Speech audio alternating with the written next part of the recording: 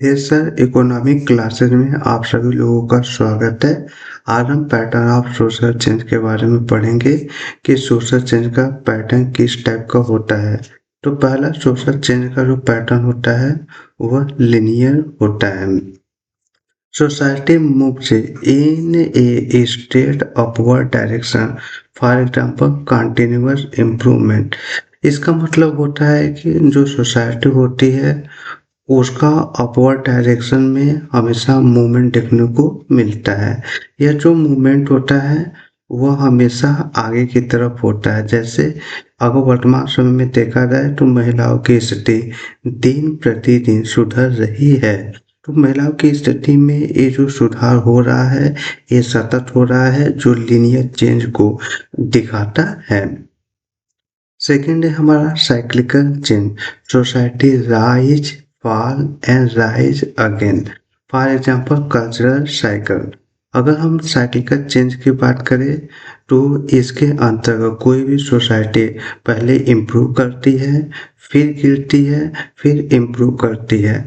अतः उसका जो कल्चर होता है वह कभी इम्प्रूव करता है, कभी डिसइम्प्रूव करता है, फिर इम्प्रूव करता है। तो इस प्रकार का जो चेंज सोसाइटी में देखने को मिलता है वो चेंज को हम साइक्लिकल चेंज बोलते हैं। फिर थर्ड हमारा होता है dialectical change. Change occur through conflict of opposing forces. Karl Marx का जो थ्योरी है वो थ्योरी को पढ़कर हमें पता चलता है कि सोसाइटी में दो वर्ग है, एक कैपिटलिस्ट है और एक लेबर है, श्रमिक है। जो कैपिटलिस्ट सोसाइटी होती है वह लेबर वर्ग का शोषण करती है और लेबर और कैपिटलिस्ट के बीच जो कॉन्फ्लिक्ट होता है उसके फल स्वरूप सोसाइटी में जो बदलाव होता है तो उस टाइप के चेंजेस को हम डायलेक्टिकल चेंज बोलते हैं।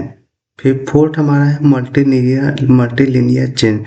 Society follow different path of change depending on their condition.